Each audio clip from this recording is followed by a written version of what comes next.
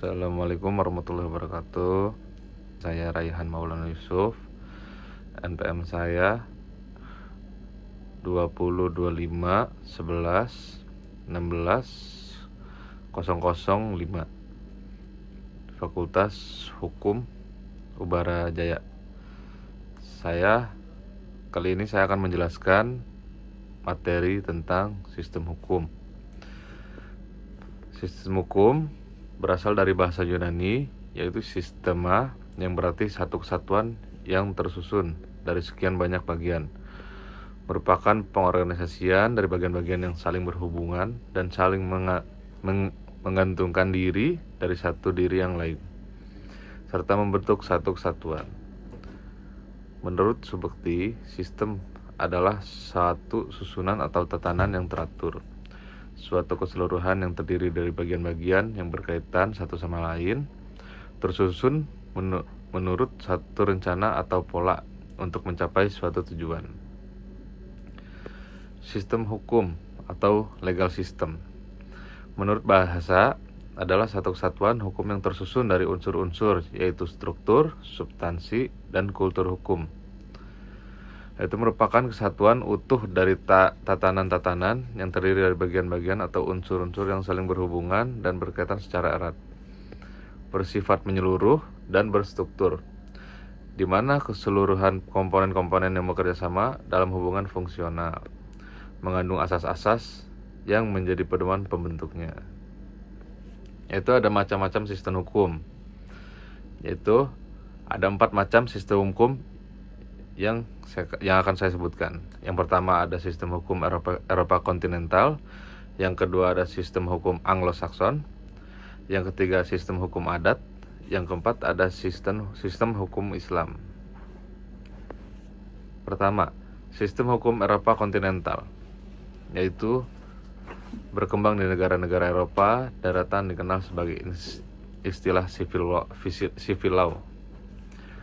Berasal dari kodifikasi hukum yang berlaku di Kekaisaran Romawi pada masa Kaisar Justinianus yang disebut Corpus Juris Civilis. Prinsip utama adalah bahwa hukum memperoleh kekuatan mengikat karena diwujudkan dalam peraturan-peraturan yang berbentuk undang-undang dan tersusun secara sistematik dalam kodifikasi atau kompilasi tertentu. Itu tujuan utama adalah kepastian hukum yang hanya diwujudkan melalui peraturan-peraturan hukum yang tertulis. Karakteristik dari sistem hukum Eropa kontinental yaitu menganut paham legism, di mana sumber hukumnya adalah undang-undang tertulis, sistematis, dan dibukukan. Peraturan di luar undang-undang dan tidak tertulis bukan merupakan sumber hukum. Mengikuti falsafah positivisme hukum yang mengutamakan kepastian hukum. Lalu yang ketiga ada dalam sistem ini, hakim tidak dapat leluasa menciptakan hukum yang mengikat umum. Putusan hakim hanya mengikuti para pihak yang berperkara doktrin res adjudicata. Sistem hukum Anglo-Saxon, itu yang bisa disebut common law. Asal dan prinsip utama dikenal juga sebagai sistem hukum Anglo-Amerika. Yang kedua, mulai berkembang di Inggris pada abad ke-11, lalu disebut juga sebagai sistem hukum common law atau unwritten law, hukum tidak tertulis. Pada hakikatnya adalah judgment law, artinya hukum dibentuk oleh lembaga peradilan dan dipertahankan berdasarkan kewenangan hakim untuk menerapkan asas presiden. Yaitu karakteristik dari sistem hukum Anglo-Saxon adalah sumber hukum utamanya adalah putusan-putusan hakim di pengadilan atau judicial decision. Putusan hakim membentuk prinsip dan kaidah hukum yang mengikat secara umum. Lalu ada menganut asas the doctrine of precedent atau stare decisis, di mana hakim harus mendasarkan putusan pada prinsip hukum yang sudah ada dalam putusan hakim lain yang telah ada sebelumnya. Lalu hakim mempunyai kewenangan yang luas untuk menafsirkan peraturan yang berlaku untuk menciptakan prinsip-prinsip hukum baru yang menjadi pegangan bagi hakim lain dalam menangani perkara yang sama di kemudian hari. Lalu 3, ada sistem hukum adat. Prinsip utama sistem hukum adat itu tumbuh dan berkembang di lingkungan kehidupan sosial, misalnya di Indonesia, di Cina, di India, dan Jepang. Lalu bersumber dari peraturan-peraturan hukum yang tidak tertulis, yang tumbuh, berkembang, serta dipertahankan berdasarkan kesadaran hukum masyarakat. Bersifat tradisional dan berpangkal tolak pada kehendak nenek moyang atau leluhur.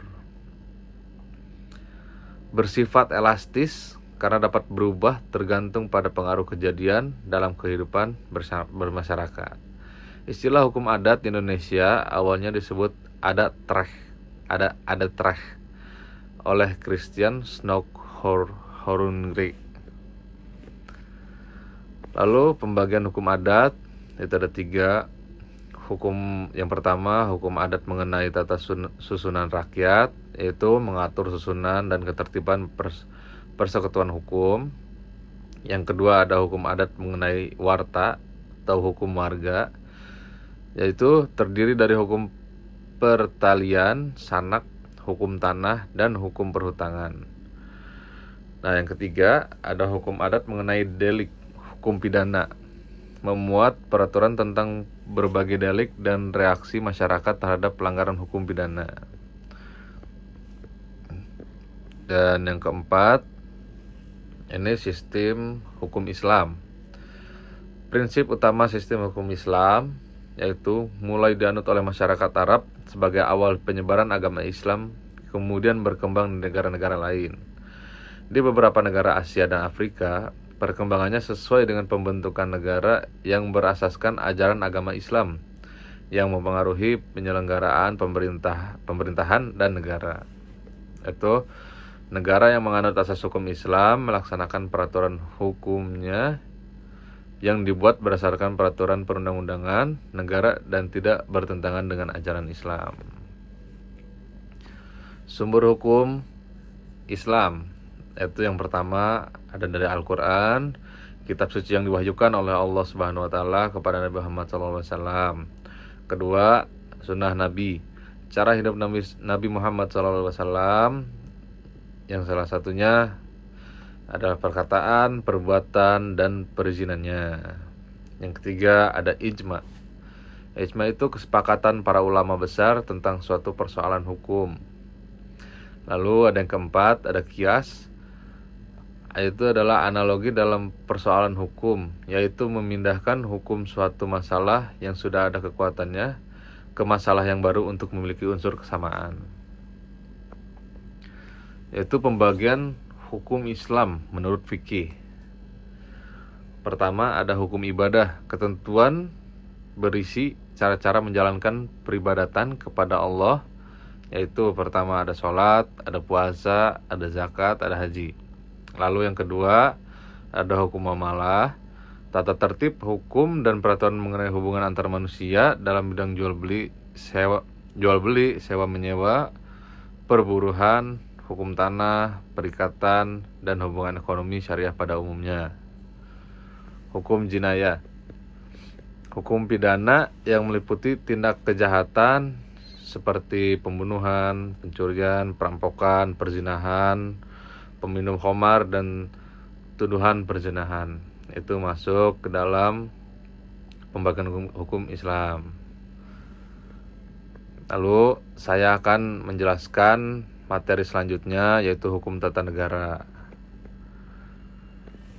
Yaitu hukum tata negara itu berasal dari bahasa Yunani, sistema, yang berarti satu kesatuan yang tersusun dari sekian banyak bagian, merupakan pengorganisasian dari bagian-bagian yang saling berhubungan dan saling menggantungkan diri serta membentuk kesatuan menurut Subukti. Sistem adalah suatu susunan atau tatanan yang teratur dan keseluruhan yang terdiri dari bagian-bagian yang berkaitan satu sama lain untuk mencapai suatu tujuan. Yaitu sistem hukum legal system.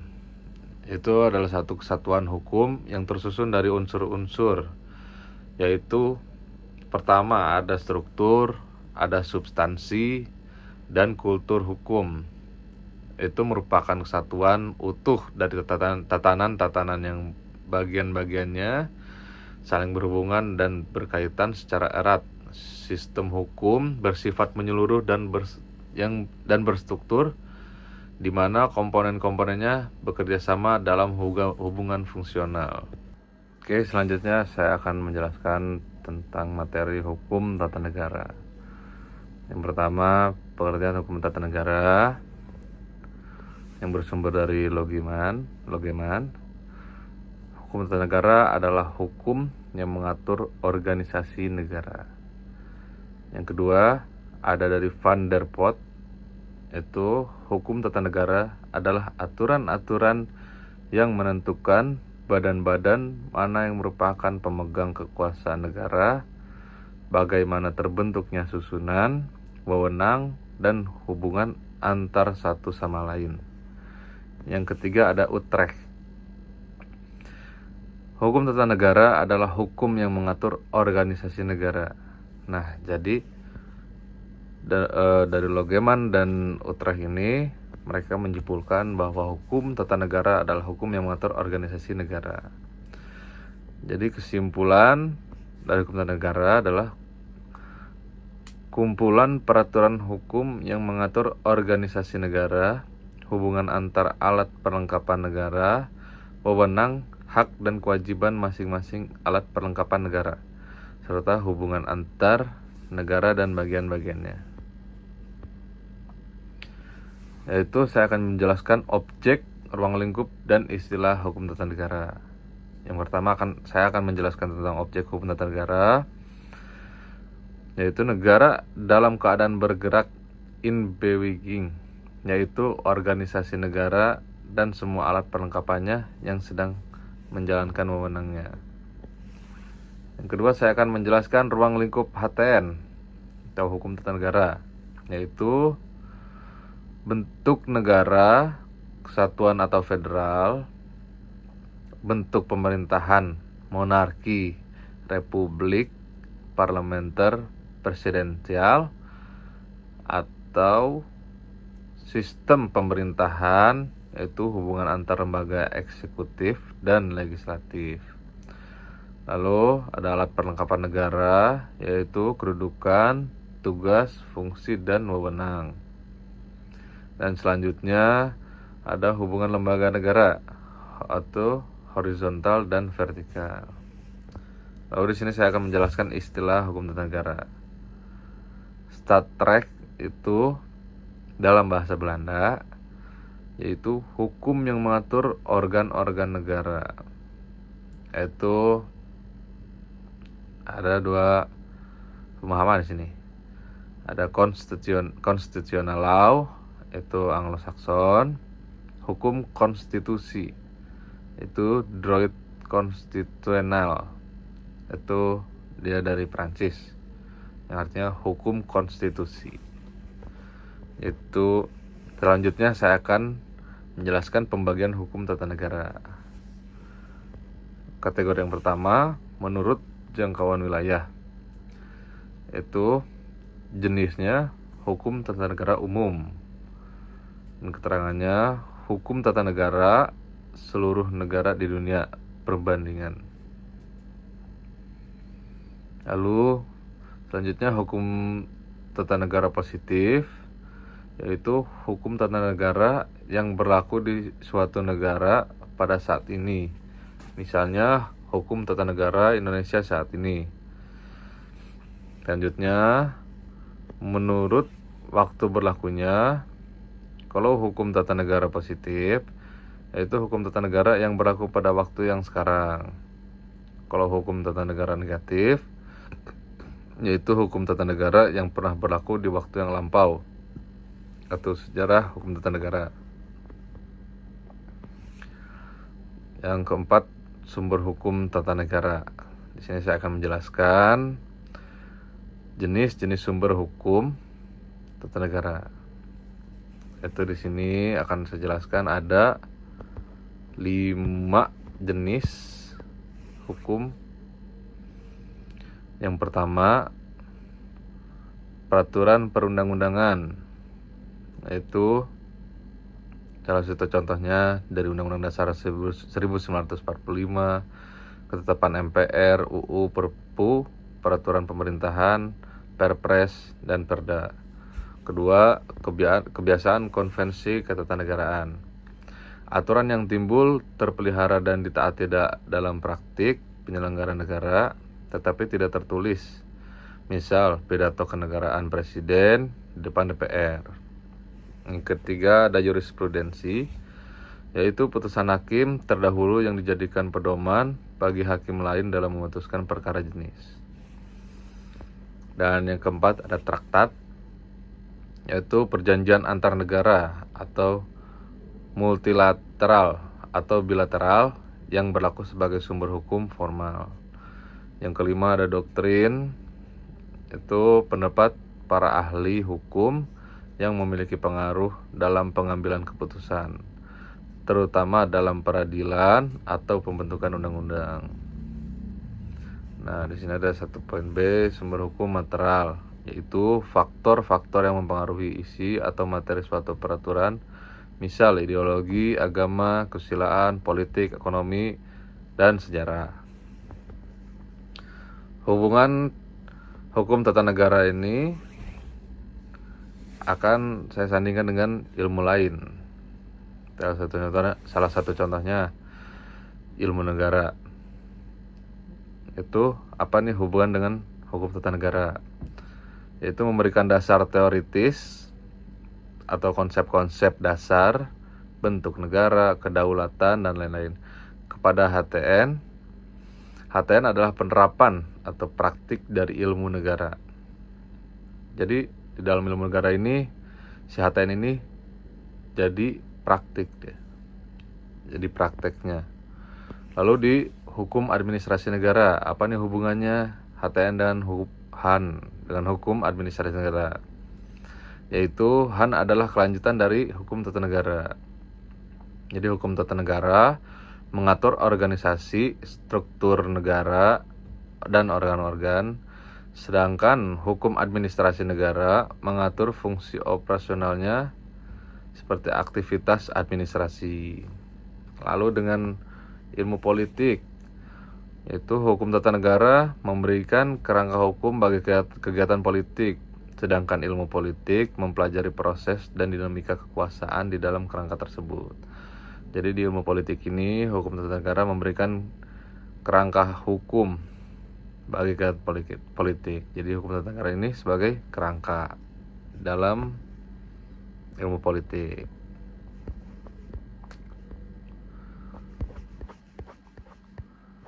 Lalu saya akan menjelaskan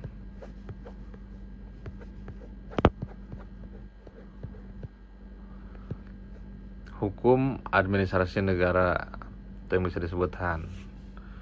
Itu konsep awal hukum administrasi negara adalah seperangkat aturan yang mengatur hubungan antara organ-organ administrasi negara dan hubungan antara organ-organ tersebut dengan warga negara. Hukum administrasi negara mengatur pelaksanaan fungsi administrasi atau pemerintah. Itu di istilah lain, di sini ada dari 4, salah satunya administrasi law, itu Inggris dari AS. Droit administrasi, yaitu dari Prancis. Verwaltungsrecht itu dari Jerman, dan Administratiefrecht itu dari Belanda. Lalu ini ada pengertian hukum administrasi negara menurut para ahli. Yang pertama dari Oppenheim, yaitu keseluruhan aturan yang mengatur bagian-bagian administrasi negara seperti kekuasaan, alat kelengkapan, dan tugas. Lalu yang kedua dari Van Vollenhoven, keseluruhan aturan yang harus diperhatikan oleh para penguasa dalam menjalankan tugasnya. Lalu yang ketiga ada dari Utrecht, keseluruhan aturan tentang cara pemerintah menjalankan tugasnya, tugas pengaturan dan tugas pamong. Yang ketiga ada praktik, yaitu keseluruhan aturan yang mengatur tentang bagaimana aparatur negara menjalankan tugasnya untuk mencapai tujuan negara. Nah, di sini saya akan menjelaskan ruang lingkup hukum administrasi negara. Hukum administrasi negara secara umum membahas 3 pembahasan, yaitu yang berikut. 1. Pengaturan organisasi administrasi negara. Pertama, pengaturan tentang struktur, fungsi, dan wewenang lembaga organisasi pemerintahan. Yang kedua, aktivitas administrasi negara. Itu ada 2 poin di bawahnya, yaitu pengaturan tentang berbagai kegiatan dan tindakan hukum yang dilakukan oleh pemerintah dalam menjalankan tugasnya. Yang kedua, mencakup tindakan yang bersifat konkret, misalnya mengeluarkan surat izin, dan abstrak, misalnya membuat peraturan. Yaitu poin yang ketiga, jaminan hukum bagi warga negara, yaitu pengaturan tentang upaya perlindungan hukum bagi warga negara terhadap tindakan pemerintahan yang melanggar hukum, misalnya melalui peradilan administrasi. Lalu sini saya akan menjelaskan hubungan hukum administrasi negara dengan ilmu lain. Yang pertama, hukum administrasi negara hubungan dengan hukum tata negara. Apa ini hubungannya? Yaitu hukum tata negara mengatur organisasi, struktur negara in status quo. Itu sedangkan Han mengatur fungsi operasional organisasi tersebut in beweging. Han mengatur pelaksanaan wewenang yang diatur oleh HTN. Yang kedua, sama ilmu politik. Ilmu politik mempelajari proses pengambilan keputusan politik, sedangkan Han memberikan kerangka hukum untuk pelaksanaan keputusan tersebut oleh aparatur negara. Yang ketiga, ada hubungannya dengan ilmu negara. Ilmu negara memberikan konsep-konsep dasar teoritis, misalnya kedaulatan, fungsi negara yang kemudian diwujudkan dan diatur pelaksananya oleh Han. Yaitu selanjutnya saya akan menjelaskan asas-asas umum pemerintahan yang baik. AUPB adalah prinsip-prinsip yang dijadikan pedoman bagi pemerintah dalam menjalankan tugasnya yang sering kali digunakan sebagai dasar pengujian putusan administrasi.